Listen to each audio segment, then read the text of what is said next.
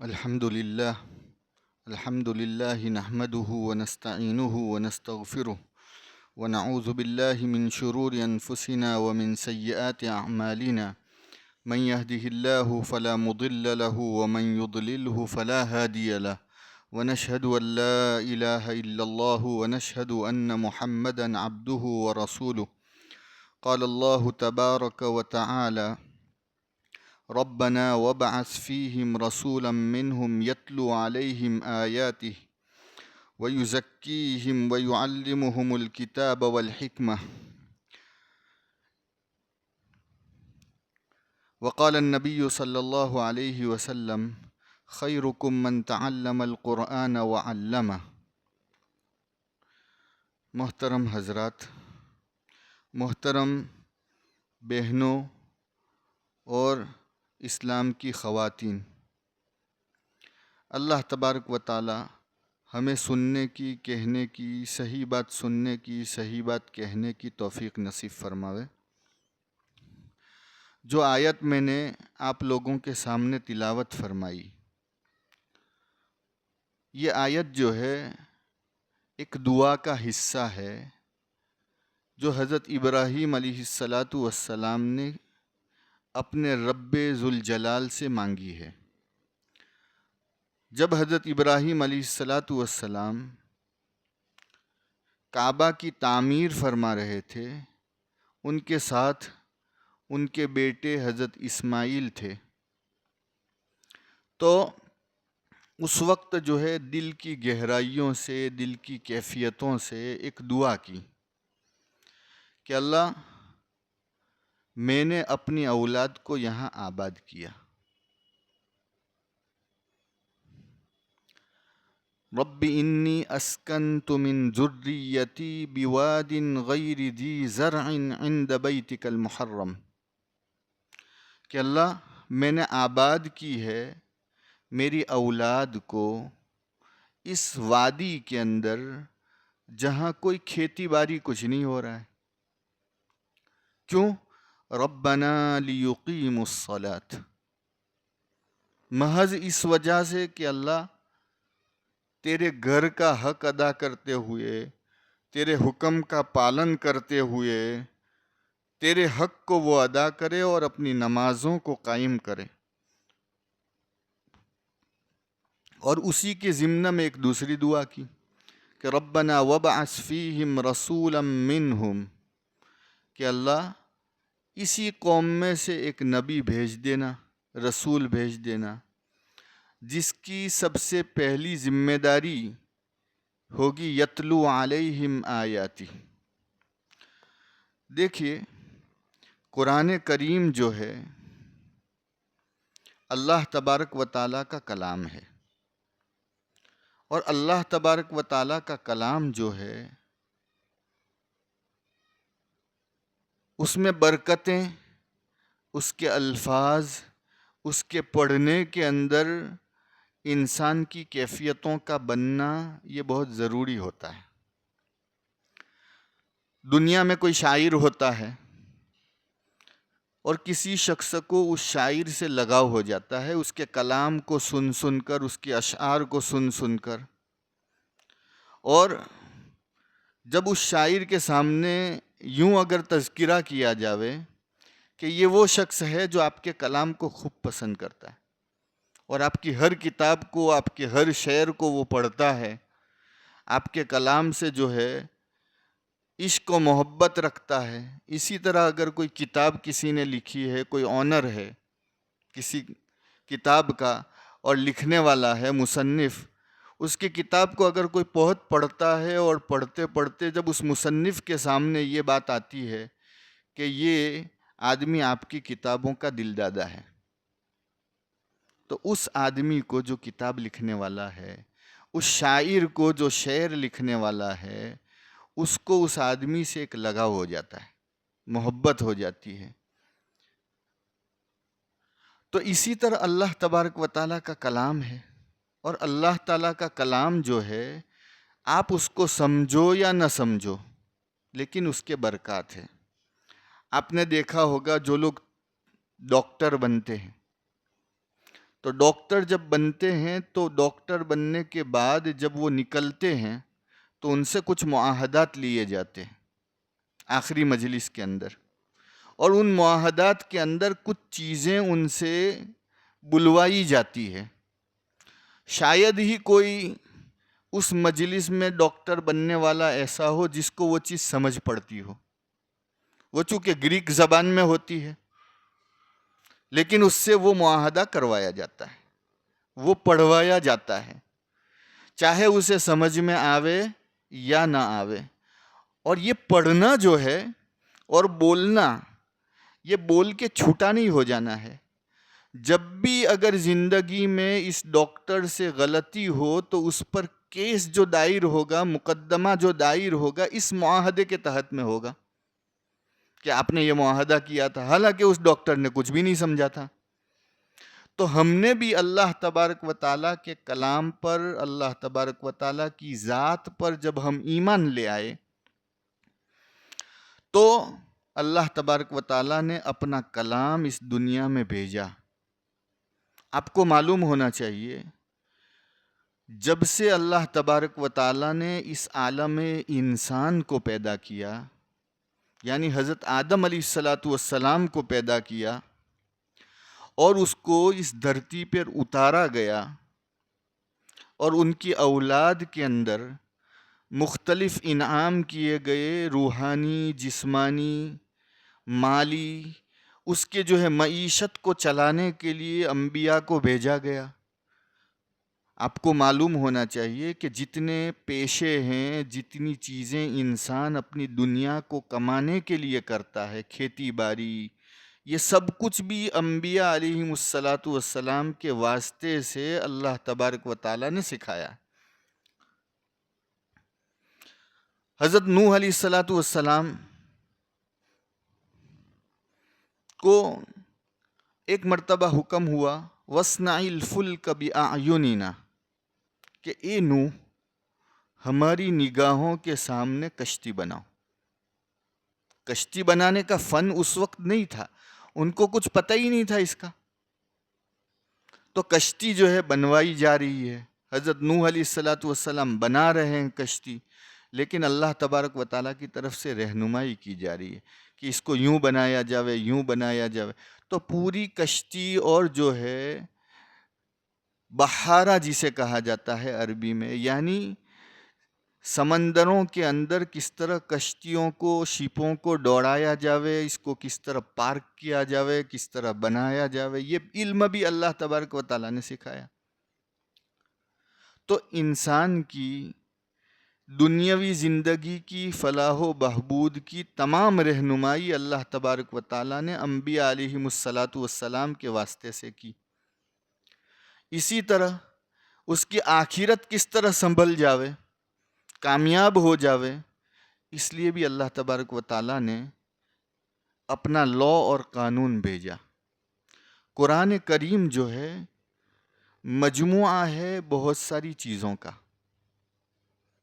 جس میں دنیاوی زندگی کیسے جی جاوے، انسان اپنی معاشرت کیسے قائم رکھے، سول لا جسے کہا جاتا ہے، یعنی آپس میں زندگی گزارنے کا جو لا ہے وہ بھی اس میں بیان کیا گیا.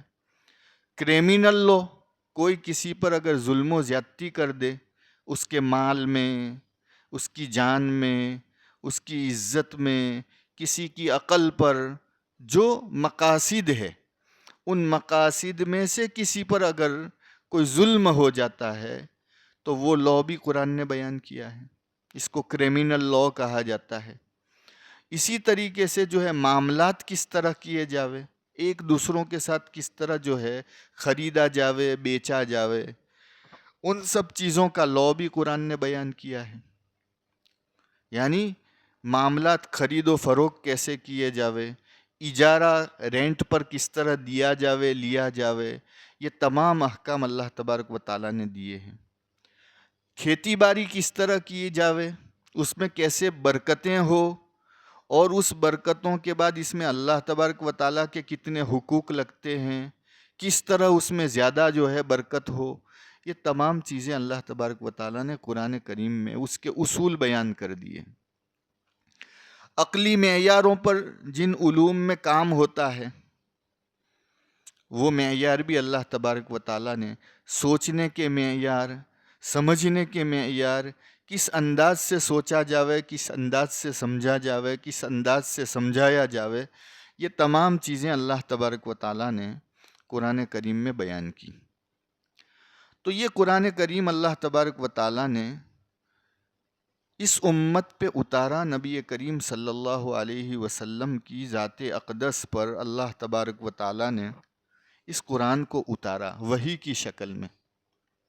اور آپ کو معلوم ہونا چاہیے انسان کی پیدائش اس سے لے کر قیامت تک اگر اللہ تبارک و تعالیٰ کا کوئی سب سے بڑا انعام جو انسانیت پر ہو وہ ہے قرآن کریم۔ تو قرآن کریم جو ہے اللہ تبارک و تعالیٰ کا وہ انعام ہے جو اللہ تبارک و تعالیٰ نے انسانیت پر سب سے بڑا کیا ہے۔ اور دوسرا انعام نبی کریم صلی اللہ علیہ وسلم کو مبعوث کرنا۔ یہ دو نعمتیں اس دنیا میں آج تک جو نعمتیں بھیجی گئی ان نعمتوں میں سب سے افضل ترین نعمتیں ہیں۔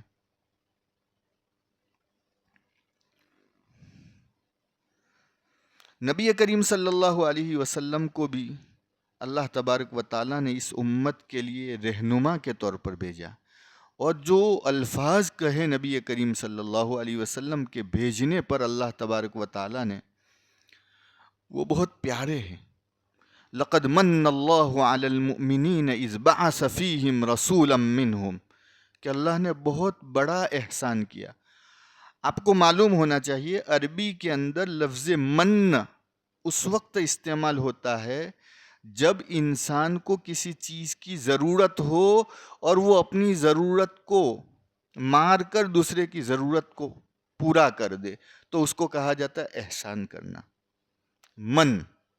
تو یہ من کا اطلاق اللہ تبارک و تعالیٰ نے نبی کریم صلی اللہ علیہ وسلم کی بعثت پر کیا ہے، کہ اللہ تبارک و تعالیٰ نے اتنا زبردست یہ احسان کیا ہے کہ اس سے بڑھ کر اس امت پر، اس انسانیت پر کوئی احسان نہیں ہو سکتا۔ تو یہ دو نعمتیں جو ہے اللہ تبارک و تعالیٰ نے اس انسانیت پر بھیجی ہے، اس پر کی ہے، اور بدقسمتی یہ ہے کہ ان دو نعمتوں کی سب سے زیادہ ناقدری کی جاتی ہے۔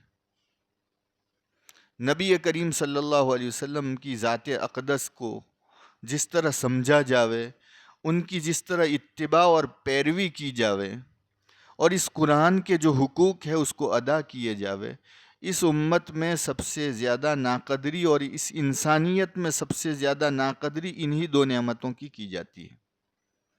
خیر، بات تو بہت لمبی ہے، لیکن ہمیں جو ہے اس جگہ صرف ایک موضوع لینا ہے۔ قرآن کریم کی اتنی ساری حیثیتیں ہیں، اس میں سے ایک حیثیت ہے اس کی آیات کی تلاوت۔ اللہ تبارک و تعالیٰ نے اپنی عبادت، اس کی قربت حاصل کرنے کے لیے جو طریقہ بتایا ہے نماز کا، اس کا سب سے اہم فرض اور اہم رکن کیا ہے؟ قرات، قرآن کو پڑھنا۔ تو قرآن پڑھے بغیر جو ہے یہ بندہ اللہ تبارک و تعالیٰ کی ذات سے اس کی بارگاہ میں نہیں جا سکتا۔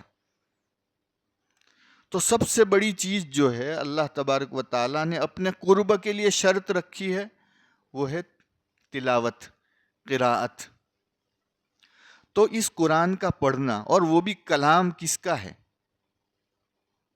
اللہ تبارک و تعالیٰ کا۔ عربی کی ایک کہوت ہے، ملوک الکلامی کلام الملوکی، ملوک الکلام، کلام کی بادشاہ کون سی چیز ہے؟ جو بادشاہ کا کلام ہے۔ کلام کا بادشاہ کیا ہے؟ بادشاہ کا جو کلام ہے۔ یعنی جو بھی انسان جو بھی کلام کرے گا، جو بھی بات چیت کرے گا، ان تمام باتوں میں سب سے اہم جو کلام ہوگا وہ کون سا ہوگا؟ جو بادشاہ کا کلام ہوگا۔ تو بادشاہ جس طرح بادشاہ ہے، اس کا کلام بھی جو ہے بادشاہ ہے. ملوک الکلامی کلام الملوکی، بادشاہوں کا جو ایک کلاموں کا بادشاہ جو ہے بادشاہوں کا کلام ہے. تو اللہ تبارک و تعالیٰ جو ہے ملک الملوک ہے. اس کے جو الفاظ ہے، اللہ تبارک و تعالیٰ نے اس دن سے، جس دن سے آیتیں اتارنا نازل کیا، اس دن سے پوری انسانیت کو بلکہ پوری کائنات کو چیلنج کر دیا کہ میرے کلام جیسا کلام بنا کے لاؤ. فَأْتُوا بِسُورَةٍ مِّن مِّثْلِهِ، ایک صورت بنا کے لے آؤ. اور انسانوں نے اتنی ترقی کی، ہر چیز میں محنت کی، مختلف لینگویجوں پہ محنت ہوئی، اس کی تحقیقات ہوئی، اس کے باوجود بھی آج تک انسان اس چیلنج کو نہیں قبول کرتا. بلکہ اللہ تبارک و تعالیٰ یوں فرماتے، وَأْتُوا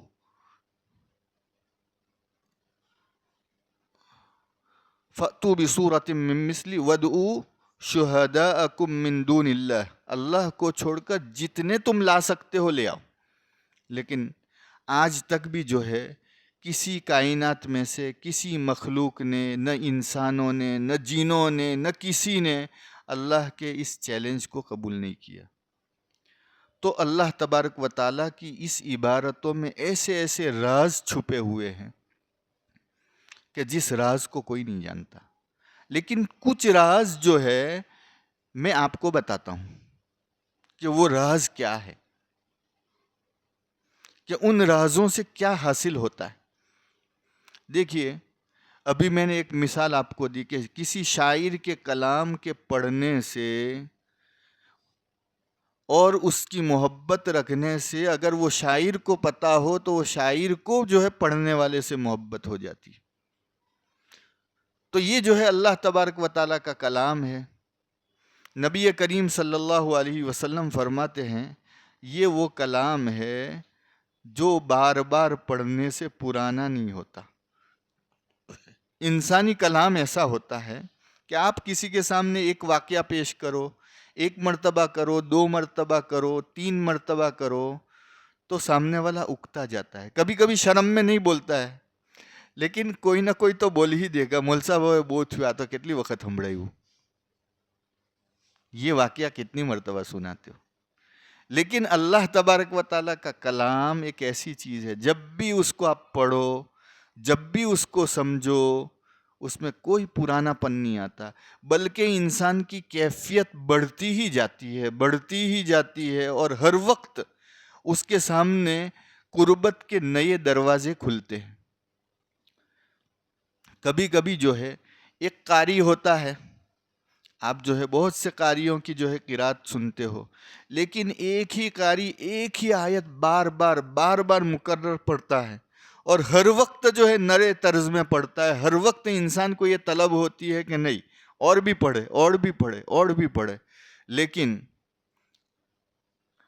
انسان کی پیاس نہیں بجھتی.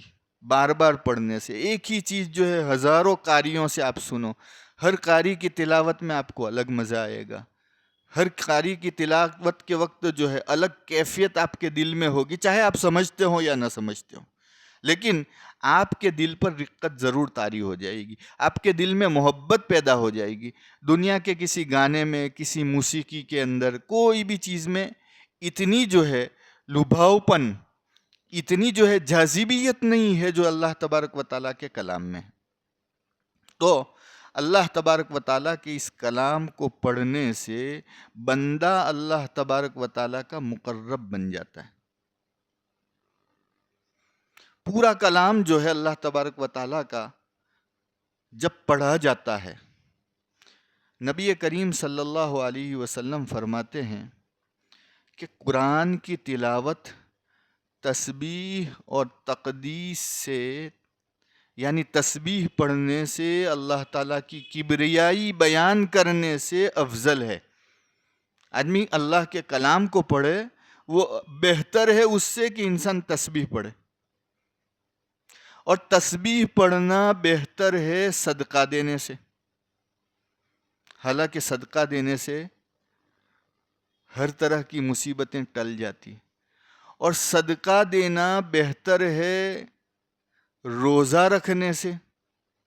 اور روزے کے متعلق نبی کریم صلی اللہ علیہ وسلم فرما رہے روزہ جو ہے آگ سے ایک ڈھال ہے، اور روزے کا ثواب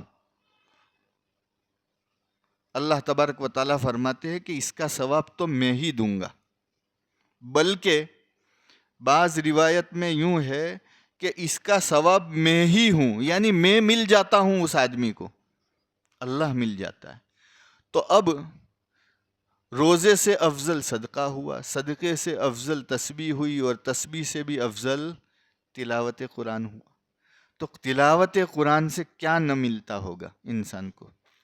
قرآن کی تلاوت کے اندر اللہ تبارک و تعالیٰ نے اپنی زبان میں مختلف انبیاء علیہم الصلاۃ والسلام کی، اسی طرح انسانی ضروریات کے لیے دعائیں جو ہے اللہ تبارک و تعالیٰ نے کی ہے.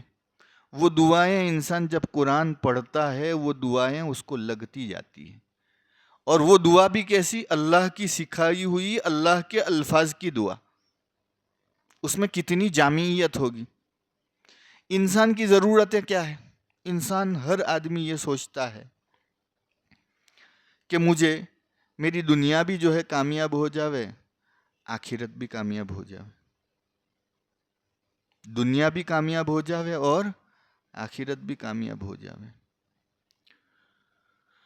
اللہ تبارک نبی کریم صلی اللہ علیہ وسلم فرماتے ہیں کہ کوئی آدمی یہ اگر چاہتا ہے کہ میرے لیے جنت کے اندر بنگلہ بن جاوے، جنت کا بنگلہ.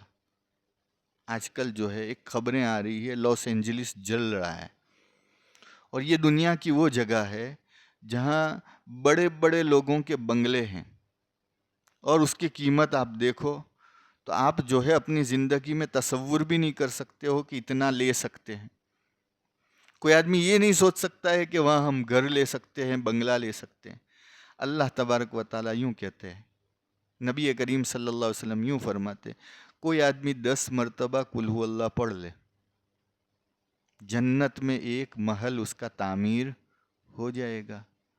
پھر کہا 20 مرتبہ پڑھ لے 2 محل ہو جائیں گے، 30 مرتبہ پڑھ لے 3 محل ہو جائیں گے.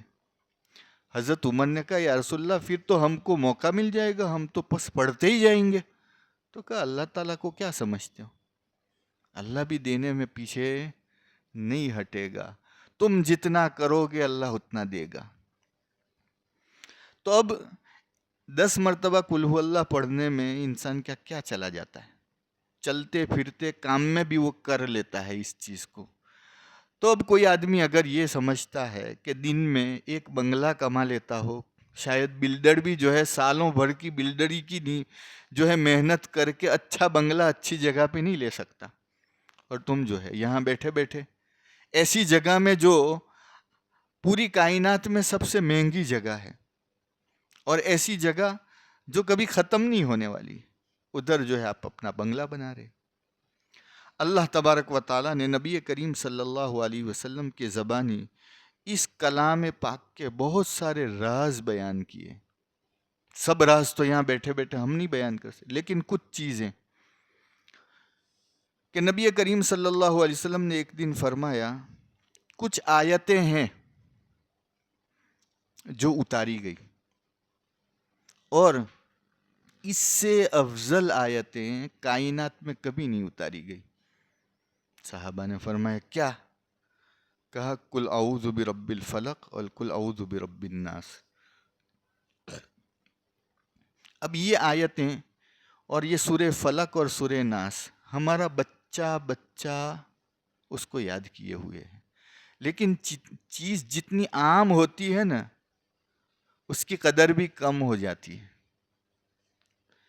کبھی کبھی ایک چیز کام کی ہمارے پاس پڑی ہوتی ہے، لیکن انسان یہ نہیں سمجھتا ہے کہ یہ ہم کو اس کام میں لگتی ہے. اب تھوڑی چیز میں سورہ فلق اور ناس کے متعلق جو ہے آپ کو بتا دیتا ہوں کہ اس میں کیا راز پنہا ہے. دیکھیے ہر آدمی اس دنیا میں دکھی ہے، کسی کو بھی پکڑ لو، جو آپ کو سب سے زیادہ سکھی دکھتا ہو اس کو بھی جا کے ذرا تپاس کر لو، پوچھ لو کہ تجھے کیا دکھ ہے، وہ بھی اپنا دکھ بیان کرے گا. کوئی آدمی اس دنیا میں جو ہے ایسا نہیں ہے جسے کچھ دکھ نہ ہو، کچھ نہ کچھ ہوگا. پیسوں کا نہیں ہے تو دوسرا. مودی صاحب کو بھی دکھ ہے اپنی کرسی کے نہ چلے جانے کا، پورا دن اس کو فکر یہی رہتی ہے. شاید تم کو اتنی فکر اور اتنا ٹینشن نہ رہتا ہوگا جتنا ان کو رہتا ہے. اس لیے ہر دن کچھ نہ کچھ سیٹنگ، کچھ نہ کچھ کاوے دعوے چلتے ہی رہتے ہیں. کیوں؟ فکر ہے نا، ٹینشن ہے ان کو. تو فکر اور ٹینشن اس دنیا میں انسان آیا، چاہے وہ بادشاہ ہو، چاہے جھونپڑے میں رہنے والا ہو، چاہے امیر ہو، چاہے لشکر کا جو ہے قائد ہو، کوئی بھی ہو، وہ سب جو ہے دکھی ہے.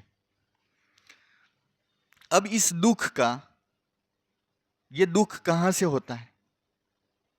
یہ دکھ جو ہے کبھی کسی مخلوق کی وجہ سے ہوتا ہے کہ بھئی آپ کو کوئی ظالم ستا رہا ہے، آپ کی اولاد نہیں مان رہی ہے، کسی کا شوہر ستا رہا ہے، کسی کی بیوی نہیں مانتی وہ ستا رہی ہے. ہر ایک کو کچھ نہ کچھ کسی مخلوق کے فعل سے جو ہے دکھ ہو رہا ہے. یا کسی بیماری سے دکھ ہے. بیماری بھی تو آخر اللہ کی مخلوق ہے نا، بیماری بھی اللہ تعالیٰ بھیجتا ہے، وہ بھی تو مخلوق ہے. کسی کو جن جادو کی جو ہے دکھ ہے، درد ہے، وہ بھی اللہ کی مخلوق ہے. کوئی چیز ایسی نہیں ہے جو اللہ کی مخلوق نہ ہو. اب مخلوق میں سے دو چیزیں نکلتی ہیں، کبھی خیر نکلتی ہے، کبھی شر نکلتی ہے. جن ہے، جن سے بھی خیر نکلتی ہے، جن سے بھی شر نکلتی ہے. لیکن جن اگر آپ کے سامنے آ جاوے تو آپ پورے جن سے پناہ مانگ لو گے، اس کے خیر سے بھی پناہ ہو جائے گی. اللہ تبارک و تعالیٰ نے ہمیں سکھایا ہے. اور جو بھی شر نکلتی ہے نا، وہ کسی چیز کی پھٹن سے نکلتی ہے. آدمی کو کسی سے کچھ ناراضگی ہوتی ہے، وہ کہاں بڑھتا ہے؟ دل میں، دماغ میں بڑھتا ہے. پھر جس دن وہ دل پھٹتا ہے، دماغ پھٹتا ہے، زبان پھٹتی ہے، تو وہ شر باہر نکلتی.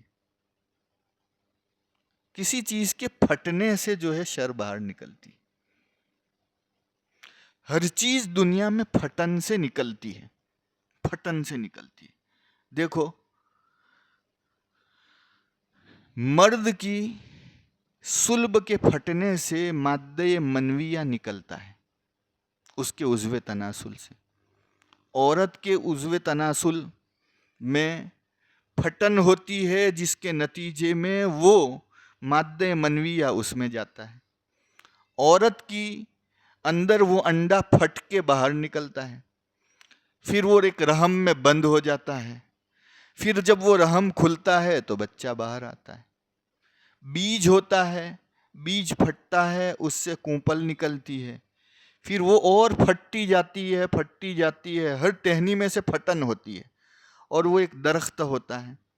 اس کے پتے نکلتی ہے، اس کے ٹہنیاں نکلتی ہے، پھر اس کے پھول نکلتے ہیں، پھر اس کا پھل نکلتا ہے، وہ کھاتا ہے، پھر اس میں سے پھٹتا ہے تو بیج نکلتا ہے، پھر واپس وہ بیج پھٹتا ہے تو واپس درخت نکلتا ہے. مطلب جو کچھ ہوتا ہے دنیا میں حوادث، وہ پھٹ کر ہوتے ہیں. رات پھٹتی ہے تو دن نکلتا ہے. ہر چیز کی پھٹن سے ہی کچھ نہ کچھ پیدائش ہوتی ہے. تو اب یہ جو پھٹن ہوتی ہے، گویا دنیا کے تمام حوادث ہوتے ہیں وہ پھٹن سے ہوتے ہیں. کسی کا مکر و فریب پھٹتا ہے تو فتنے نکلتے ہیں. کسی کی دماغ کی جو ہے برائی نکلتی ہے تو فتنے پیدا ہوتے ہیں. آپ دنیا کے اندر جنگیں ہو، لڑائیاں ہو، آپس کی ناچاکیاں ہو، جو کچھ ہے وہ پھٹن کے نتیجے ہیں. کہیں نہ کہیں کوئی چیز پھٹتی ہے اور اس کے نتیجے یہ باہر نکل. ظاہر میں بھی بم پھٹتا ہے، اتنا نقصان ہوتا ہے. ہر چیز کے اگر نالی بھی پھٹ گئی تو بھی نقصان ہے. ہر چیز پھٹتی ہے تو اس سے کوئی نہ کوئی چیز پیدا ہوتی ہے. تو اس کو کہا جاتا ہے حوادث کا رب. عربی میں لفظ فلک کہا جاتا ہے پھاڑنے کو. فلک کا رب، اس کا ایک نمونہ ہے صبح. صبح پھٹتی ہے تو دنیا وجود میں آتی ہے. یہ ایک نمونہ ہے. اس لیے آپ نے دیکھا ہوگا کہ قل اعوذ برب الفلق کا ترجمہ کہتا ہے صبح کے رب سے پناہ مانگتا ہوں. صبح کا رب مقصود نہیں، فلق یعنی حوادث کا رب. دنیا میں جو کچھ پیدا ہوتا ہے، جو کچھ ہوتا ہے، وہ کون کرتا ہے؟ اللہ تعالیٰ کرتا ہے. حوادث وہی لاتا ہے. حوادث یعنی واقعات، حادثہ یعنی کوئی چیز بننا. تو حوادث کا رب. اور آز یعوذ عربی میں کہا جاتا ہے کسی چیز سے چمٹ جانا. آپ نے دیکھا ہوگا ایک تو ہوتا ہے درخت، پودا، اور ایک ہوتی ہے بیل. ویلا چالے نا. تو بیل جب ہے نا کسی چیز سے چمٹ جاتی ہے، آپ اس کو زور سے کھینچو، کبھی مضبوط ہو جائے تو جب کھینچتی وہ پوری اس کے ساتھ چمٹی ہوئی ہوتی ہے. کسی بازو کے درخت تبھی بھی چڑھے گی تو گول گول گول گول، آپ اس کو اکھیڑ نہیں سکتے جلدی. اس کو کہا جاتا ہے آز یعوذ عربی میں، یعنی چمٹ جانا. سمجھے نا؟ اب انسان کیا کہتا ہے؟ اعوذ، میں چمٹ رہا ہوں. کس سے؟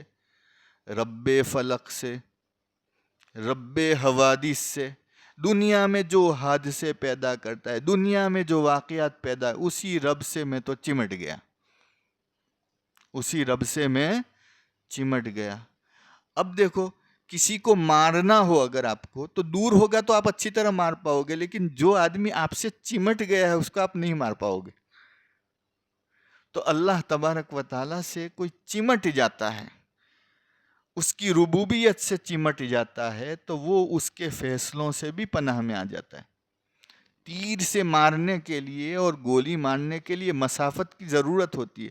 آدمی خود سے جو چمٹا ہوا اس کو گولی مارے گا تو اس کو بھی یوں ہوتا ہے کہ مجھے لگے گا. تو اللہ تبارک و تعالیٰ نے یہ لفظ بڑا عجیب استعمال کیا ہے کہ پناہ پکڑنے والا انسان گویا رب سے چمٹ گیا. تو جس سے چمٹ گیا، جس سے چمٹتا ہے اس سے جو ہے اندیشہ نہیں ہوتا. مثلا ایک بچہ ہے چھوٹا، اور اس کے دور اس کا باپ کھڑا ہے یا اس کی ماں کھڑی ہے. اگر کوئی آدمی اس بچے کو دھمکاتا ہے، وہ بچہ کیا کرتا ہے؟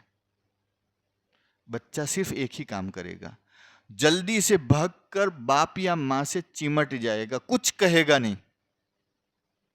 اور چمٹ جانے کا مفہوم یہ ہوتا ہے کہ اب میری حفاظت کے ذمہ دار آپ ہو، میں کچھ نہیں کروں گا. یعنی اپنا سب کچھ اس نے تمہارے حوالے کر دیا. تو جب اعوذ برب الفلق بندہ کہتا ہے یہ سوچ کر، تو رب ذوالجلال جو دنیا میں جتنے حوادث ہوتے ہیں، چاہے آپ سے کوئی لڑے، چاہے آپ کے خلاف کوئی کرے، آپ فتنے کھڑے ہو، کوئی بھی حوادث دنیا میں ہو، اس حادثے کے شر ہوتے ہیں اور اس کی خیر بھی ہوتی ہے. تو جو کچھ اللہ تبارک و تعالیٰ یہ حوادث پیدا کرتا ہے، تو حوادث پیدا کرنے والے رب سے یہ بندہ گویا چمٹ گیا. اور چمٹ کے یوں کہتا ہے، کہتا کچھ نہیں، چمٹ گیا بس. خالی چمٹ کے یہ ترجمانی کرتا ہے کہ میرا ڈیفینس آپ کی ذمہ داری، میرا ڈیفینس آپ کی ذمہ داری. تو گویا یہ سوچ کر آپ قل اعوذ برب الفلق.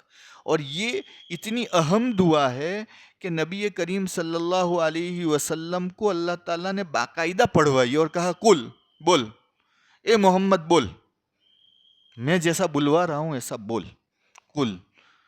تو پھر نبی کریم صلی اللہ علیہ وسلم پڑھ رہے اعوذ برب الفلق، میں حوادث کے رب سے چمٹ رہا ہوں. کیوں؟ من شر ما خلق. شر یعنی برائی. کوئی بھی حادثے کی دو جہتیں ہوتی ہے، پوزیٹیو اور نیگیٹیو.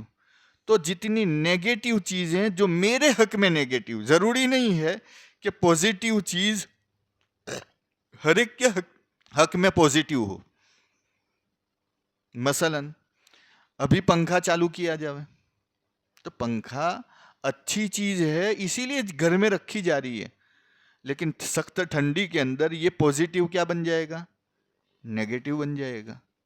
اسی طریقے سے آگ ہے، ابھی آپ کو بہت آگ جلائی جائے تو ابھی آپ کو بہت اچھا لگے گا، لیکن یہی چیز گرمی میں جلائی جاوے تو آپ کے لیے یہی چیز نیگیٹو بن جائے گی۔ تو آپ کے حق میں کیا پوزیٹیو ہے اور کیا نیگیٹو ہے؟ ضروری نہیں ہے کہ جو جہت، جو پوائنٹ دوسرے کے حق میں پوزیٹیو ہے وہ آپ کے حق میں بھی پوزیٹیو ہو۔ ضروری نہیں ہے جو دوسرے کے حق میں نیگیٹو ہے آپ کے حق میں بھی وہ نیگیٹو ہو، سلبی ہو۔ اس لیے اللہ تبارک و تعالیٰ نے بہت الفاظ کو ناپ تول کر جو ہے دیا ہے۔ من شر ما خلق، پناہ مانگنے والے کے لیے جو نیگیٹو پوائنٹ ہے اس سے اس کو اس حادثے میں پناہ دی جاوے، نہ کہ اچھائی سے۔ اچھائی تو آپ کو اس کی ملتی جائے گی۔ من شر، اس چیز کی برائی سے جو اللہ نے پیدا کی، یعنی جو حوادث اللہ پیدا کرتا ہے، جن جن مخلوق کے واسطے سے پیدا کرتا ہے، اس میں جو نیگیٹو جو حصہ ہے اس نیگیٹو حصے سے یہ پناہ مانگنے والے کو جو ہے پناہ مل جائے گی، اس کے فائدے بھی نہیں جائیں گے۔ میں نے ابھی آپ کو کہا کہ جن آپ سے حاضر ہو جاوے تو آپ کہو گے نہیں نہیں تجھ سے پناہ، یعنی اس کی بھلائیوں سے بھی آپ پناہ مانگ لو گے۔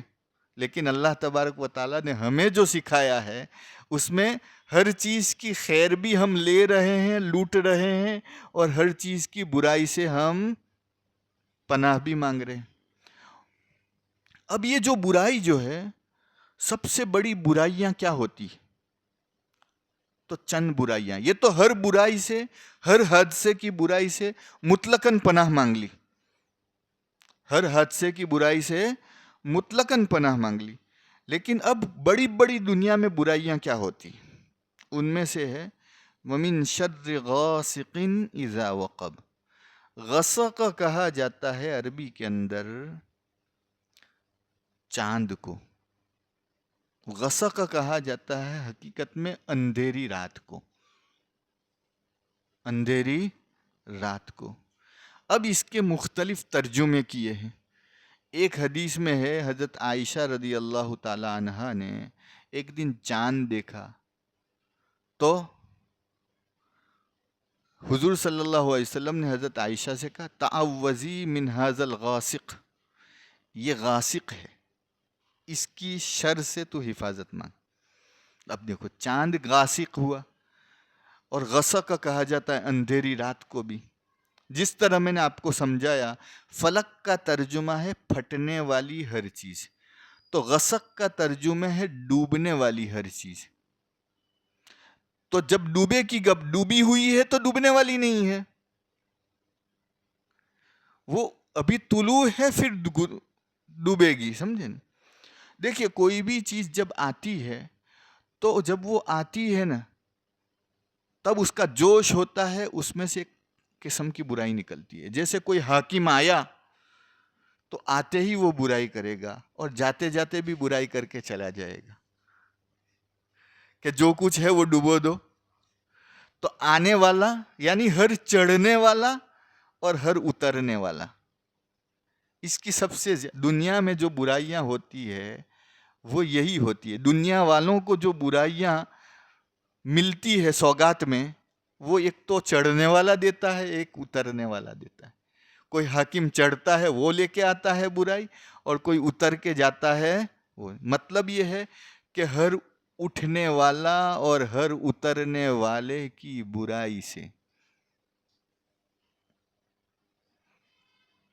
کوئی آدمی جو ہے نا طاقت کی اوج میں ہوتا ہے، اس کے پاس بہت طاقت ہوتی ہے، تو اس طاقت کے بل بوتے پر جو نقصان پہنچائے گا یہ ہے وہ۔ اور کوئی آدمی جو ہے نا اس کے پاس بالکل طاقت نہ ہو، کمزوری کی حد میں ہے، وہ بھی بہت زیادہ نقصان پہنچائے گا۔ اس لیے کہ جو آدمی آپ کا ظاہر میں کچھ نہیں بگاڑ سکتا، وہ پیچھے سے کچھ نہ کچھ گڑبڑ کرتا ہے، وہ آپ کے خلاف جو ہے کچھ نہ کچھ کرتا ہے۔ سحر بھی وہ کروائے گا، جادو بھی وہ کروائے گا، بہت کچھ وہ کرواتا ہے۔ کیوں؟ اس لیے کہ ظاہر میں آپ کو کچھ نہیں کر سکتا۔ تو طاقت والا بھی جو ہے وہ بھی آپ کو نقصان پہنچائے گا، بہت کمزور ہے وہ بھی نقصان پہنچائے گا۔ تو ہر اٹھنے والا اور اترنے والا اس کا جو ہے نقصان ہوتا ہے. حکومت پہ ابھی کوئی آئے گا وہ بھی جو ہے لوٹنے کی بات کرے گا اور جاتے جاتے تو خزانہ خالی کر کے ہی جائے گا, تو عوام کا نقصان کر دے گا. تو ہر ابھرنے والا اور ہر اترنے والا یہ سب سے زیادہ دنیا کو نقصان کرتا ہے. جو جس طرح حکومتوں میں ابھرنے والا اترنے والا ہوتا ہے, اس طریقے سے عام لوگوں میں بھی ایک ابھرنے والا ہوتا ہے, ایک اترنے والا ہوتا ہے. تو یہ دونوں سب سے زیادہ نقصان دہ. تو ان کے شر سے وَمِن شَرِّ غَاسِقٍ إِذَا وَقَبَ, اور ابھرنے والا ابھرے, اترنے والا اترے, غروب ہوئے یا طلوع ہوئے, دونوں صورتوں میں وہ نقصان پہنچاتا ہے. اس وقت جو شر ہے وہ فائدہ بھی پہنچاتا ہے, اس کے فائدے سے نہیں, نقصان سے. اس کے نیگیٹو پوائنٹ وہ بھی اس کے حق میں جو نیگیٹو ہوتے ہیں اس سے پناہ مانگی جا رہی. وَمِن شَرِّ غَاسِقٍ إِذَا وَقَبَ وَمِن شَرِّ النَّفَّاثَاتِ فِي الْعُقَدِ, گرہوں میں پھونک مارنے والی وہ نفوس یعنی ایسی شریر نفوس ہوتے ہیں جو گرہوں میں پھونک مارتے ہیں, جادوگروں کے, جادوگرنیوں کے, یا کچھ عورتیں ایسی ہیں جن کے اس طرح کے اعمال برے ہیں جو نفس کرتی ہے. سحر کیسے ہوتا ہے؟ سحر ہوتا ہے ایک مثلی چیز کو مماثلت سے دوسری چیز کی طرف منتقل کیا جاتا ہے. جیسے نبی کریم صلی اللہ علیہ وسلم پر سحر ہوا, جادو ہوا. کیسے ہوا؟ نبی کریم صلی اللہ علیہ وسلم کے بال مبارک کو لیا گیا اور اس پر گرہیں ماری گئی, 11 گرہیں ماری گئی, یعنی 11 گانٹھ ماری گئی, اور ہر گانٹھ پر کچھ منتر پڑھا گیا جادو کا. گویا یہاں گانٹھ مارنے سے نیت ساحر کی کیا ہوتی ہے؟ تمہارے دماغ پہ گانٹھ مارنا. اب دماغ پہ تو گانٹھ نہیں لگتی, لیکن دماغ کی گانٹھ جو ہے اس میں لگ رہی ہے.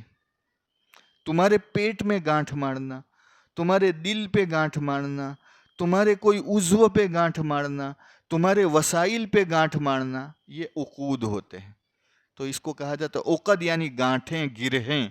گرہوں پر پھونک ماری جاتی ہے اس نیت سے تمہارا دماغ بند ہو جاوے, تمہارا قلب بند ہو جاوے, تمہاری صلاحیت بند ہو جاوے, تمہارا پیٹ بند ہو جاوے, تمہارے وسائل بند ہو جاوے. یہ سب عقد ہے, سب قسم کے عقد ہوتے ہیں. تو وہ پھونکے مارتی ہے اس کی برائی سے. شر النفاثات فی العقد. دیکھو یہاں اس آیت کے اندر ایسا نہیں کہا کہ اس نے سحر ہی کیا. اگر کوئی برائی کے لیے اس طرح کرتا ہے تو سحر ہو رہا ہے, لیکن کوئی آدمی بھلائی کے لیے اسی طرح کر رہا ہے تو اس کا سحر کھل رہا ہے, تو اس میں شر نہیں ہے, اس میں خیر ہے. تو نفاثات فی العقد کا شر ہوگا تب پناہ.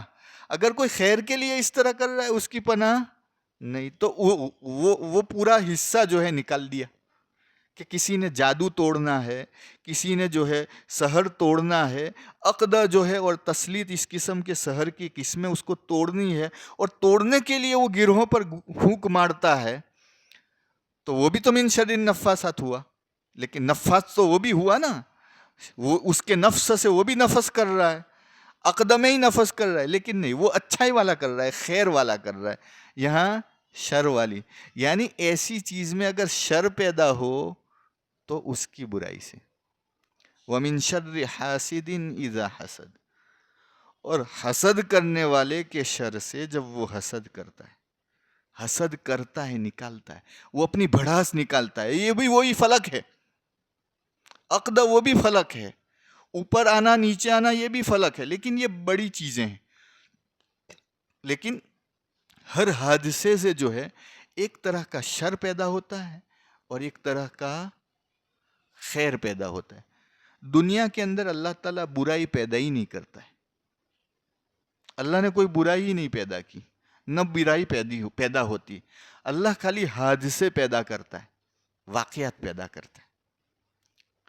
اور اس واقعات سے آدمی کی نسبت بنتی ہے.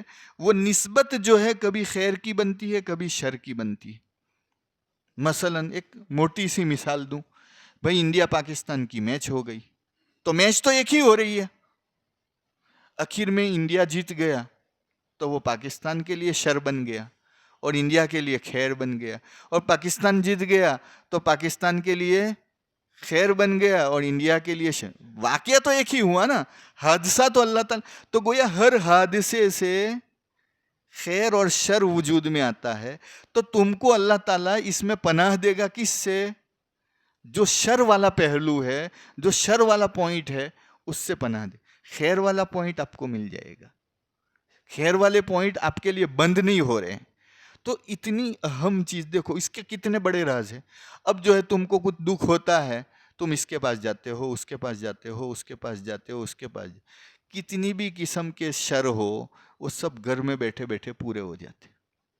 نبی کریم صلی اللہ علیہ وسلم نے فرمایا، جو آدمی سونے سے پہلے یا شام کو اور صبح میں یہ 3 سورتیں پڑھ لیتا ہے، فلق، ناس اور ساتھ میں قل هو اللہ احد، 3 مرتبہ پڑھ کے اپنے ہاتھ پہ دم کر کے پورے بدن پہ اس کا ایک جل پھیلا لیتا ہے، یہ کور ہو جاتا ہے.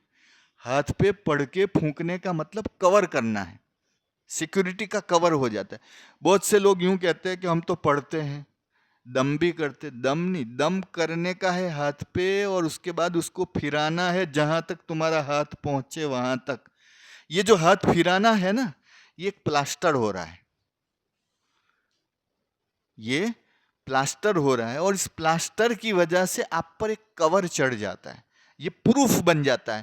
جس طرح بلیٹ پروف گاڑی ہوتی ہے تو اس کا جو کانچ ہوتا ہے اس میں کوئی کیمیکل ایسا ڈالا جاتا ہے جس کی وجہ سے وہ کانچ پھٹتا نہیں ہے، ورنہ کانچ تو کانچ ہے. تو اس میں وہ چیز پھیلا دی گئی. اسی طرح تم اپنے بدن پہ اس کو پھیلا دو، پھیلاؤ گے تو ایک کور بن جائے گا. اب دیکھو پھر اسی طرح حضرت عائشہ رضی اللہ تعالیٰ عنہ فرماتی ہے کہ نبی کریم صلی اللہ علیہ وسلم جب بیمار ہوتے تو خود یہ 3 سورتیں پڑھ کر دم کر کے بدن پر پھونک مار کے ہاتھ پھرا دیتے تھے، اس سے بیماریاں بھی اچھی ہوتی. اب تم کہو گے یہ کیسے چیز، بیماریاں تو کیسے اچھی ہوگی؟ بیماریاں کیسے اچھی ہوگی؟ دیکھیے، بیماریاں بھی کلام سے ہی اچھی ہوتی، دوا سے بہت کم اچھی ہوتی. اس لیے جس کی یہ سوچ ہو کہ دوا ہی سے بیماریاں اچھی ہوتی ہے وہ غلط ہے.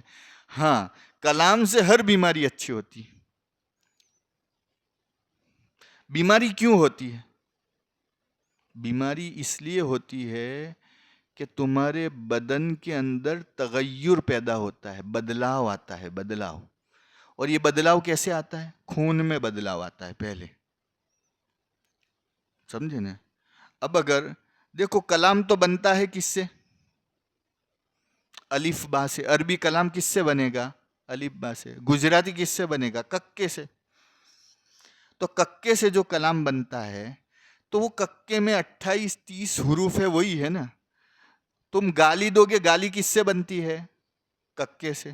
اچھا، محبت کی باتیں کس سے بنتی ہے؟ ککے سے. کسی کو اگر یوں کہو کہ مجھے آپ سے محبت ہے، پیار ہے، تو یہ بھی ککے سے ہی بنا نا. اور کسی کو اگر ماں بہن کی گالیاں دی تو وہ بھی کس سے بنا؟ ککے سے بنا. لیکن اس کی ترتیب بننے سے اس میں اثر پیدا ہوتا ہے. اب جیسے کسی کو گالی دی، 1 گالی دی، 2 گالی دی، اس کا چہرہ لال ہونا شروع ہوتا ہے اور پھر وہ آپے سے باہر ہو جاتا ہے. یعنی کبھی ایسا ہوتا ہے کہ اتنا کمزور دکھنے والا انسان کی طاقت بھی ایسی نکلتی ہے اس غصے کے اندر. تو دیکھو اس کے اندر تغیر اور بدلاؤ کس نے پیدا کیا؟ کلام نے کیا. اور اسی آدمی کو دوسرا آدمی ہے کہ ارے نہیں بھائی، ایسا ہے ویسا ہے، تو بہت اچھا آدمی. اگر اس کو تھوڑی دیر تعریف کرتے رہو تو اس کا وہ جوش کیسے ڈاؤن ہو جاتا ہے. معلوم ہوا کلام اثر کرتا ہے بدن پر، تو بدن کے پر کلام اثر کرتا ہے. تو یہ تو وہ کلام ہے جو انسان کا ہے. تو اتنا جلدی اثر کر لیتا ہے. آپ تھوڑی دیر اس کو جو ہے سمجھاتے رہو، پیار کی باتیں کرتے رہو تو بالکل ڈھیلا ہو جائے گا. اور جیسے 2 گالی بولی کہ وہ پھٹ سے پاڑا اوپر چلا جائے گا. تو انسانی کلام جو ہے اتنا تیزی سے بدلاؤ پیدا کرتا ہے. بتاؤ اللہ کا کلام کتنا تیزی سے کرتا ہوگا. اب اگر کوئی یہ کہے کہ بیماریاں اس سے اچھی نہیں ہوتی، تم جو ہے گھر بیٹھے بیٹھے پھونک مارا کرو اپنے اوپر، اپنی اولاد پر، اور اس کو جو ہے ایک عادت ڈالو. صبح بیٹھ گئے بھائی، ناشتے کے دسترخوان پہ بیٹھے تو اسی وقت سب سے پڑھوا لو کہ یہ پڑھ لو. فجر کے بعد آئے پڑھ کے نماز، یا فجر سے پہلے جلدی اٹھ گئے، صبح شادی کھو چکی ہے، سب کو کہو چلو یہ پہلے پڑھو، زور سے پڑھو، اور ہر ایک اپنے اوپر دم. یہ بچوں کی اس طرح اگر تربیت ہوتی رہی تو عورتوں کی یہ شکایت ہے کہ بھئی ہمارے بچے بیمار ہو جاتے ہیں، یہ ہو جاتا ہے، یہ ہو جاتا ہے، وہ سب چیزیں بھی جو ہے بہت سی، یعنی 50% سے زائد جو ہے یہ چیزیں زائل ہو جائے گی. کچھ بھی ہو، چاہے آپ ڈاکٹر کی دوا لاوے یا نہ لاوے، یہ دوا تو یوز کرتے ہی جاوے.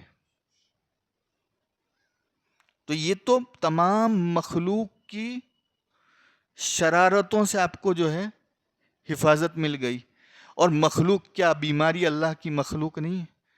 کیونکہ بیماری جو ہے 2 طرح کی ہوتی ہے. ایک تو وہ بیماری ہوتی ہے جس میں بدن میں کوئی چیز کم یا زیادہ ہو جاتی ہے، جیسے شوگر ہے، کم ہو گیا یا زیادہ ہو گیا تو بیماری ہو گئی. پریشر ہے خون کا، وہ کم ہو گیا یا زیادہ ہو گیا تو بیماری ہو گئی. تھائرائیڈ ہے، وہ کم ہو گیا یا زیادہ ہو گیا تو بیماری ہو گئی. تو کچھ چیزیں کمی زیادتی کی وجہ سے پیدا ہوتی ہے بیماریاں. تو اسی طرح جو ہے آپ کا انسولین نکلتا ہے نہیں نکلتا ہے، پینکریاس خراب ہو گیا تو اس میں کمی زیادتی ہوتی ہے. اس کمی زیادتی کی وجہ سے تمہاری بیماری پیدا ہوتی ہے. تو یہ بھی اللہ کی مخلوق ہی ہے نا، یہ آرگن بھی. اس پہ تم جب پڑھ کے دم کرو گے، پانی پہ پڑھ کے بدن میں ڈالو گے، تو جس طرح دوا بدن میں جا کر اثر کرتی ہے اس طرح یہ بھی اثر کرے گی. دوا لاؤ، لیکن دوا کے ساتھ ہمیشہ اس کو یوز کرو. باہر کی چیز ہے، جیسے بیکٹیریل انفیکشن ہے، وائرل انفیکشن، تو بیکٹیریا ہو یا وائرس ہو، دونوں اللہ کی مخلوق ہی ہے. آخر کدھر جانا اس کو اور کدھر نہ جانا وہ بھی اللہ کے حکم سے چلتی ہے. تو تم جب اس کی پناہ مانگو گے تو اس میں من شر ما خلق میں وہ بھی آ گئی. جو جتنے بھی کتنی بھی وائرل انفیکشن ہو رہے ہو، کورونا ہو یا کوئی بھی جو ہے وائرس چل رہا ہو، اس وائرس کو جانا آنا اللہ کے حکم سے.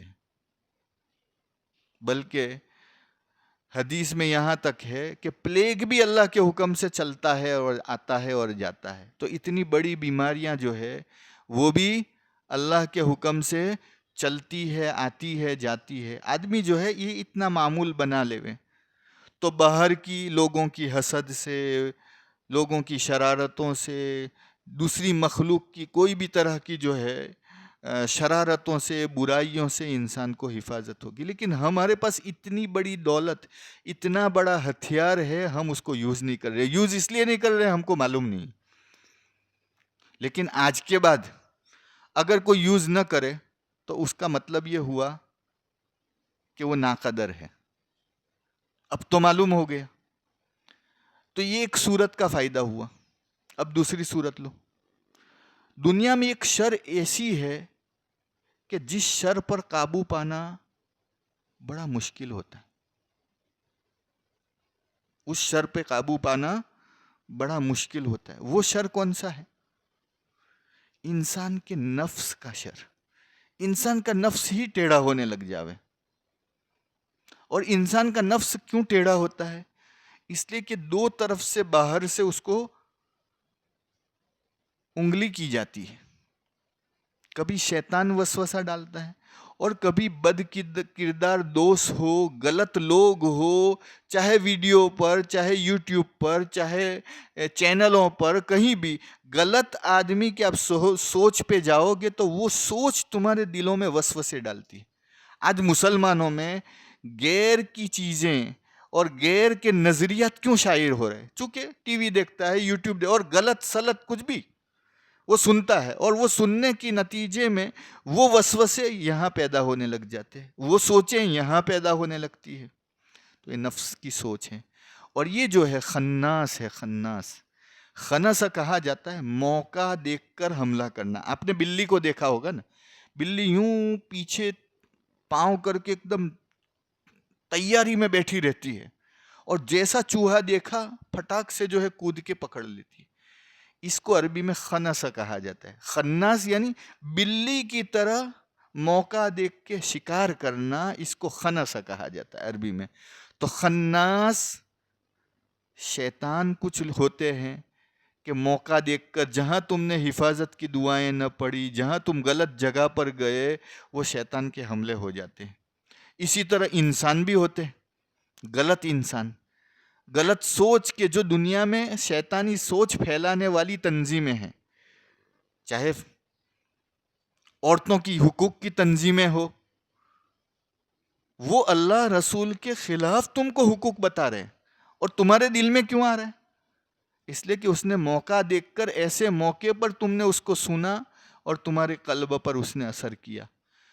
تو اپنے اولاد کو، اپنے آپ کو، اپنی بیٹیوں کو، اپنے بیٹوں کو ان سب وساوس سے، ان سب نظریات سے، ان سب سوچوں سے، دیکھیے کسی کا دماغ اور دل بگڑ گیا، اس پہ قابو کرنا بہت مشکل ہو جاتا ہے. آپ اس کو کتنا سمجھو، آپ کہتے ہو کہ یار اس کو تو سمجھا سمجھا کے تھک گئے، لیکن وہ آیا کہاں سے؟ وہ بگڑا تو آیا تو ہوگا نا کہیں سے. وہ آیا کہاں سے؟ وہ خناس نے موقع دیکھ کر، چاہے وہ انسانی خناس تھا، چاہے شیطانی ابلیسی خناس تھا، اس نے موقع دیکھ کر ایسے موقع پر اس آدمی کے یا اس عورت کے دل پر وسوسے ڈالے. وسوسے ڈالنے کا مطلب یہ نہیں ہے معنی وہ کوئی ایسی باتیں، ایسی چرچائیں اس کے سامنے ہو، اس کے ساتھ کہ اس چرچا کے نتیجے میں آپ کے دل و دماغ میں یہ نظریات گھس جاتے ہیں. چاہے علوم کے نتیجے میں ہو، بعض مرتبہ جو ہے کالجوں میں پڑھنے والے لڑکے لڑکیوں کو وہاں کی پڑھائی کے نتیجے میں کچھ نظریات. تو انسان کتنا بھی پڑھے، پڑھنے کے نتیجے میں کوئی چیز جو ہماری تربیت کے خلاف ہے، تو پہلے اگر کوئی چیز سنی ہے تو پہلے اپنے لوگوں سے آ کر پوچھ لے کہ بھائی مولوی صاحب ایسا ہوا، یا ابا ایسا ایسا ہوا آج. تو اس کے ابا فکر کریں گے اور اس کی سوچ کو دور کرنے کی کوشش کریں گے. دیکھیے دنیا میں پڑھنا اچھا ہے، لیکن پڑھنے کی دو شکلیں. اس کو علم کہا جاتا ہے، بولنے میں تو پڑھنا ہی کہا جاتا ہے، لیکن ایک ہے علم اور ایک ہے فن. علم اور فن میں کیا فرق ہے؟ علم وہ ہے جو تم کو دنیا میں بھی فائدہ دے اور آخرت میں بھی فائدہ دے، اور اللہ رسول کی مرضی کے مطابق تم چلتے ہو جاؤ، وہ ہے علم. اور فن کس کو کہا جاتا ہے؟ فن کہا جاتا ہے جو دنیا کی زندگی جینے کے لیے سہارا بن جاوے، وہ ہے فن. مثلا آپ ڈاکٹر بن گئے تو ڈاکٹری جو ہے آپ کے لیے فن ہے جو آپ کو پیسہ کما کے دے گی. کوئی انجینئر بن گیا، انجینئری اس کے لیے پیسہ کما کے دے دے گی. کوئی جو ہے کمپیوٹر انجینئر بنا، وہ کمپیوٹر سیکھنا اس کے لیے دنیا کے اسباب میں سے مطلب یہ چیزیں آپ کو پیسہ کما کر دیتی ہے. آپ جتنی بھی کالجیں، یونیورسٹی، دنیا کی بڑی سے بڑی کیمبرج چلے جاؤ اور جو ہے آکسفورڈ چلے جاؤ، وہاں سکھایا کیا جاتا ہے؟ فن سکھایا جاتا ہے. ہم لوگ جو ہے ان چیزوں میں تمیز نہیں کر رہے. ایک دنیا کے خاطر ایک آدمی جو ہے 15 سال دے رہا ہے، 20 سال دے رہا ہے، اس کے مقابلے میں ایک لڑکے کو اس کے باپ نے کماتے سکھا دیا، آخر تو نتیجہ تو دونوں کا یکساں ہی ہے، وہ بھی کما کے. یہ تم جس ایریا میں جی رہے ہو وہاں کاٹھیاواری پلتے ہیں، یہاں بستے ہیں، ان میں سے کتنے پڑھے لکھے تھے جس وقت آئے بتاؤ؟ ان کے باپ دادا جنہوں نے یہ ملکتیں بسائی، ان کو تو پڑھتے بھی نہیں آتا تھا، لکھتے بھی نہیں آتا تھا، لیکن کما لیا نا. تو کما لینا دنیا کمانے کے لیے ضروری نہیں ہے کہ انہی نظریات پہ آپ جا کے کرو. وہاں جا کے کبھی کبھی ایسا ہوتا ہے کہ ان جگہوں پر جا کر ہم برائی زیادہ لے کے آتے ہیں بھلائی کے مقابلے میں. معافی کے ساتھ سروے کر لو آپ کہ جو لڑکیاں ہماری پڑھتی ہے 10 تک 12 تک، وہ جب گھر جاتی ہے شادی کر کے تو کتنے اپنے بچوں کو ٹیوشن سے محفوظ رکھتی ہے کہ بھئی اب ٹیوشن نہ جا، میں ہی پڑھا لیتی ہوں. کتنی پڑھاتی؟ ایک بھی نہیں پڑھاتی ہوگی. تو کہنے کا مطلب یہ کہ جب اتنی ساری، ایک کم سے کم دیکھو ہماری علم کے لحاظ سے، آپ کے علم کے لحاظ سے 25 سال سے تو یہ ماحول بنا ہوا ہے کہ لڑکیوں کو پڑھاؤ، لڑکیوں کو پڑھاؤ، لڑکیوں کو پڑھاؤ. اور 25 سال سے لڑکیاں کالج میں جا رہی ہیں تو کم سے کم 3 نسل تو ہو گئی نا. تو یہ 3 نسل کے بعد بھی ہماری نہ گھر میں کوئی پڑھانے والی ہے، نہ ہماری اسکول میں کوئی پڑھانے والی. کہاں جا رہی ہے سب؟ نہ وہ فن مقصد ہو رہا ہے، نہ دنیا کما کے لائی، نہ ہمیں اپنی ملت کو فائدہ دیا، تو ہم جا کہاں رہے؟ اس لیے دیکھو ایجوکیشن کے نام سے جو دھوکے ہو رہے ہیں نا، ان دھوکوں کو سمجھو کہ ایجوکیشن کیا ہوتا ہے، کہاں ڈلایا جاتا ہے، کہاں اس کو پڑھایا جاتا ہے. اس کو سمجھو ایجوکیشن کیا ہے. میں نے ابھی اس کو بہت مختصر انداز میں آپ کو سمجھا دیا کہ جو کچھ اسکول میں پڑھو گے وہ کہاں تک پہنچائے گا آپ کو؟ پیسے کمائے گا نا، اس سے زیادہ کچھ ملنے والا ہے؟ کچھ بھی نہیں ملنے والا. بڑے سے بڑا ڈاکٹر لے لو، ڈاکٹر کی جتنی بھی فنون اور ڈگریاں ہیں اس میں آخر میں ملنے والا کیا ہے؟ پیسے ہی ملنے والے. اس سے زیادہ تو، اور لوگ اسی مقصد کے لیے کر رہے ہیں، کوئی خدمت کے لیے. تو بڑے سے بڑا ڈاکٹر بن جائے، اس میں خدمت کرنے والے کتنے ہوتے؟ شاید کبھی کسی موقع پر ایک کیمپ لگا دیا سال میں، وہ کوئی خدمت نہیں کہی جاتی، پیسے کے لیے ہی کرتا ہے انسان. اتنا تو یہ ہماری بیٹیاں گھر پہ رہ کے کھانا پکا لے گی، اس میں بھی ہو جائے گا، اس سے زیادہ کما لے گی. لیکن یہ ہماری سوچیں جو بنتی جا رہی ہے، اور یہ سوچ لڑکیوں میں جا کر حد سے زیادہ مبالغہ ہو رہا ہے. دیکھیے آج تک ہمارے ماحول کے اندر یہ چلا آ رہا ہے کہ بڑے سے بڑا مسلم آفیسر بنا ہو، لیکن اس کی بیوی پڑھائی میں اس کے برابر ہوتی ہے؟ نہیں. کبھی تو ایسا ہوتا ہے کہ 10 بھی نہیں پڑھی ہوتی ہے، 5 بھی نہیں پڑھی ہوتی. بڑے سے بڑا مفتی شیخ الحدیث، اس کی بیوی کبھی تو قرآن بھی نہیں پڑھی ہوتی ہے، لیکن وہ شادی کر کے لاتا ہے. سمجھے؟ اچھا اس کا الٹا وہاں جاؤ، کوئی لڑکی اگر زیادہ پڑھ لے تو کہ نہیں ہمارا جو پڑھ لو تو کوئی شاید نہیں نہ تو ہوں شادی کروں. یہ سماج ہے. سماج تیرے شوہر کا تیرے جتنا پڑھا ہوا ہونا، جیسے مرد جو ہے ہمیشہ ان اصولوں پہ چل رہا ہے کہ بیوی اتنی پڑھی لکھی نہیں، گھر چلانا ہے نا، تو سماج چلانا ہے. اور اس کا نتائج کیا ہو رہے؟ ایسی زیادہ پڑھی لکھی لڑکیاں جب مسلمان میں کوئی پڑھا لکھا نہیں ملتا ہے تو کہاں جاتی ہے؟ گیروں میں. یہ سوچ ہے. اچھا تعجب ہے، لڑکا کتنا بھی پڑھ لے اس کے ماں باپ کو ٹھیک ہے کچھ پڑھا ہے، لیکن لڑکی پڑھ لے تو اس کے ماں باپ کو بھی پتہ نہیں کیا ہوا لگ جاتی ہے، وہ بھی کودنے لگ جاتا ہے. اور وہ بھی عورت کی، اس لڑکی کی ہر سوچ پہ وہ چلتا ہے. یہ حقائق ہے جو میں آپ کے سامنے پیش کر رہا ہوں. اس کو ہم سدھاریں. اول تو یہ کہ ہم کو ایجوکیشن کیوں لینا ہے؟ جب ہم کو اسلام یوں کہتا ہے بھئی تمہارا خرچہ تمہارے شوہر کے نام پہ ہے. بھئی کوئی آدمی کو، کوئی عورت کو اگر رانی بننے کا کہے اور کوئی عورت کو کام والی بننے کا کہے تو کون چیز چوز کرے گی بتاؤ؟ رانی بننا چوز کرے گی یا کام والی؟ نہیں. لیکن ہماری عورتوں کا وہ جو وسواس الخناس ہے، میں آپ کو بتا رہا ہوں، یہ وسواس کہ اس کو باہر کام پہ جانا اچھا لگتا ہے. ارے کام والی بہنی، اب ایئر ہوسٹس ہے تو کہنے میں تو ایئر ہوسٹس ہے کرے چھوں تو گھرنی کامواળી જેવું જ કરે જ ને. تو کہنے کا مطلب یہ کبھی کبھی بھرم چھانے کے لیے یہ اس طرح جو ہے ہم کو بھمڑایا جاتا ہے. ہم تو سمجھیں کہ ہم کس مقصد کے لیے پڑھ رہے ہیں. ہم کس مقصد کے لیے پڑھ رہے ہیں؟ تو ہم جو ہے اپنے مقاصد، اچھا کتنے جو ہے پڑھنے والوں میں کتنے فیصد، شاید 1% بھی آپ نکال کے بتاؤ مجھے، جو اپنے مقاصد تک پہنچ رہے. تو ہم کو رانی بنایا جاتا ہے، رانی بننے کے بجائے وہ کہنے کو دوسری کام والی ہے جو گھر کا پوتا کر رہی ہے، لیکن تم بھی دوسری جگہ جا کے وہی کر رہی ہو. تو ہم ذرا سوچیں. میں خالی سوچنے کی، میں کسی کی برائی نہیں کر رہا ہوں، لیکن یہ جو میں آپ کو کہہ رہا ہوں، یہ خناس الوسواس الخناس ہے نا، یہ خناس آ رہا ہے. یہ وسوسے ڈال کر ہمارے نظریات پہ جو ہے اٹیک کیا جا رہا ہے، اور اٹیک کے نتیجے میں جو ہے ہم کو پتہ نہیں کہاں سے کہاں لے جایا جا رہا ہے. تو یہ ہے، تو یہ دنیا کا وہ فتنہ ہے، یہ دنیا کا وہ چکر ہے جس سے جو ہے قابو پانا بہت مشکل کام ہے.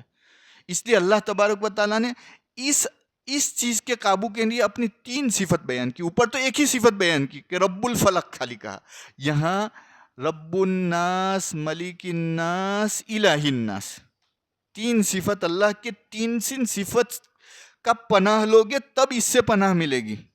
یعنی اللہ کی ربوبیت سامنے رکھو کہ میرا پالنے والا اللہ ہے جو مجھے پالے گا، مجھے روزی دے گا، اور میرا معبود اللہ ہے، مجھے اسی کا پالن کرنا ہے، کسی کا کہے ہوئے کا پالن نہیں کرنا ہے، اور ملک بھی وہ ہے، اسی کے قانون پہ مجھے عمل کرنا ہے. یہ اللہ کی 3 صفت انسان کے دل میں اگر پکڑ کے ساتھ ہوگی تو ہی اس سے پناہ ہوگی. اس میں سے کوئی ایک صفت سے بھی انسان ذہول کر گیا، ہم ذہول کر گئے، تو کوئی بھی وسواس، کوئی بھی خناس ہمارے دل کے نظریات کو بدل دے گا.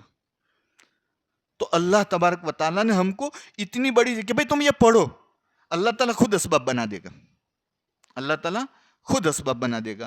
تو اعوذ برب الناس، ناس یعنی سب لوگوں کا رب، اس کا دل بھی اس کے ہاتھ میں، تیرا دل بھی اس کے ہاتھ میں، تو ربوبیت ہے اس کی. پھر ملک الناس، اس کی ملوکیت ہے، تو اس کی ملوکیت والی صفت، اور الہ الناس، اس کی الوہیت کی صفت. ان 3 صفتوں سے پناہ ایک چیز سے مانگی جا رہی. وہاں ایک صفت میں ساری شرارتوں سے ایک ہی صفت میں حفاظت مانگ لی، اور یہاں اللہ کی 3 صفات کے واسطے سے پناہ مانگی گئی ایک شر سے. وہ شر کیا ہے؟ من شر الوسواس، وسوسہ ڈالنے. وسوسہ کا مطلب میں نے بتایا نا کہ نہیں کہ شیطان جو کرے وہی وسوسہ، نہیں. غلط راہ پہ لے جانے کے لیے دنیا میں جتنے بھی نظریاتی فرقے ہیں، وہ جو کچھ کہہ رہے ہیں ٹی وی پر، ویڈیو پر اور یوٹیوب پر اور سب کچھ، یہ سب وسواس ہے جو تمہارے دلوں میں غلط قرآن و حدیث، اللہ اور اس کے رسول نے جو نظریات اور سوچ اور عقیدے بتائے، اس کے خلاف لے جانے والے سب وسواس الخناس ہے، جو دنیا میں بھی نقصان دہ ہے اور آخرت میں بھی تو وسواس الخناس وہ موقع دیکھ کے بیٹھا ہے. جیسے تم آؤ نا، ہماری کالجوں میں آؤ، دیکھو ہماری اداروں میں تم آؤ، ہم وہ موقع دے کے بیٹھے، تمہارا شکار کر لیں گے. الخناس الذی یوسوس فی صدور الناس. صدور سے کیا؟ صدور سے نظریات نکلتے ہیں، افکار نکلتی ہے، سوچیں نکلتی ہے. تو یہ باتیں جو ہے پھر آدمی بگڑ جاتا ہے، غلط سوچوں پہ چلا جاتا ہے، غلط نظریات پہ چلا جاتا ہے. من شر الذی یوسوس فی، جو دماغوں کو بگاڑتا ہے، جو عقلوں کو بگاڑتا ہے، جو دلوں کو بگاڑتا ہے. اور یہ کیا ہے؟ خالی شیطان نہیں ہے، جن والا شیطان بھی ہے اس میں، اور انسان والا شیطان بھی ہے. الذی یوسوس فی صدور الناس من الجنۃ والناس. جنوں میں بھی ایسے ہیں یعنی ابلیس وغیرہ، اور انسانوں میں بھی ایسے پڑے ہیں. جتنی بھی جو ہے تنظیمیں ایسی جو بگاڑ پیدا کرنے کے لیے حقوق کے نام پہ کھڑی کی گئی، وہ تمام تنظیمیں یہ وسواس الخناس میں ہے. یہ تمام ایجوکیشن کے وہ لبادے جو پہن کر لوگوں کو جو ہے بھمڑایا جاتا ہے، گمراہ کیا جاتا ہے، وہ تمام چیزیں جو ہے. تو یہ اتنی بڑی شر ہے، اس سے حفاظت کے لیے آپ کو بہت کچھ سوچ میں رکھنا پڑے گا. اللہ کی الوہیت کو بھی سوچیں، اور اس سے نکلنے کے لیے انسان کو بھی یہی چیز کا اللہ کی الوہیت پہ جانا پڑے گا، اللہ کی ربوبیت پہ، اللہ کی تبھی وہ نکلے گا بھی اس سے، اس کے بغیر نہیں۔ وہ اگر قرآن و حدیث کو نہیں مانے گا تو کبھی اس ظلمت سے باہر نکلنے والا نہیں ہے۔ تو یہ دو صورتیں ہیں اللہ تبارک و تعالیٰ نے، یہ جب فتنہ آئے گا تب آئے گا، یہ آنے سے پہلے ہمارے دل کور ہو جائیں گے، ہمارے دماغ ایسے مضبوطی کے ساتھ کور ہو جائیں گے کہ اس کی اچھائی آئے گی، برائی نہیں آئے گی۔ تو یہ سب چیزیں جو ہے ہم لوگ روزانہ معمولات کے ساتھ کریں۔ کہیں بھی جانا ہو، خصوصاً ایسی جگہوں پر، اسکول میں بچوں کو بھیجو تو ان کے پاس ہی پڑھا کر خود جو ہے ماں باپ بھی پھونک مارے نکلنے سے پہلے، اور بچوں کو بھی یہ کرواوے تاکہ اس پر ایک کور لگ جاوے، اللہ کی جو ہے طاقت کا، اللہ کی جو ہے ربوبیت کا ایک کور لگ جائے۔ اس سے ہمارے بچے وہاں محفوظ رہیں گے، ہماری لڑکیاں وہاں محفوظ ہوگی، ہماری عورتیں وہاں محفوظ ہوگی۔ یہ سب چیزیں جو ہے کرے، اور اس کو خود بھی اتنی مصیبتوں سے، کسی کو کیا تکلیف ہے، کسی کو کیا تکلیف ہے، کسی کو کیا تکلیف ہے، ہر تکلیف میں انسان کسی کے پاس جاتا ہے، کسی کے پاس جاتا ہے۔ آپ کو میں نے جو تشریح بیان کی اس سے جو ہے دنیا آخرت، دنیا کی ہر مصیبت سے جو ہے گھر میں ہی علاج ہو جائے گا۔ اللہ تبارک و تعالی ہمیں عمل کی توفیق نصیب فرمائے۔ سبحان اللہ و بحمدہ، سبحانک اللہم و بحمدک، نشہد ان لا الہ الا انت، نستغفرک و نتوب الیک۔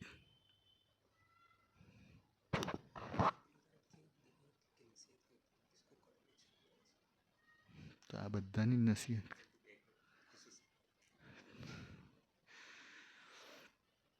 یہ جو ہے میں نے خصوصاً یہ مقصد ہی یہ تھا کہ جب تم جا ہی رہی ہو تو اپنے آپ کو ان وسوسوں سے، اس نظریات سے، ان برے عقیدوں سے محفوظ رکھنے کے لیے ہمیشہ ان کے گھر والے بھی اور وہ خود بھی، یہ دو صورتیں ایسی ہیں جو ہر ایک کو یاد ہوتی، اور اس تشریح کے ساتھ جو آپ نے سنی، اور شاید شفیق بھائی نے ریکارڈ بھی کی ہے، اس کو 2-4 مرتبہ سن لو گے تو آپ کے دماغ میں وہ بیٹھ جائے گی، اور پڑھتے پڑھتے اس کو سوچ کر، پڑھ کر دم کر لو، انشاءاللہ جو ہے آپ ان فتنوں سے بچو گی، اور جو ہے اس کی خیر آپ لے کے آؤ گی، اور برائی سے جو ہے محفوظ رہے گی۔ اور آپ دنیا کی پڑھائی تو پڑھتی ہے، لیکن اس کے ساتھ جو ہے دوسرے وقت میں قرآن و حدیث آپ کو حاصل ہو، اس کی ترتیب بھی کس طرح ہو، یہ جو ہے آپ اس کی بھی فکر کرو۔ اللہ تبارک و تعالیٰ جو ہے آپ سے دن کا بھی کام لے، آخرت کا بھی کام لے، دنیا کا بھی کام لے، جو بھی ہے محنت کرو، انشاءاللہ جو ہے اللہ تعالیٰ کام لے گا۔ اللہ تعالیٰ ہمیں عمل کی توفیق نصیب فرمائے۔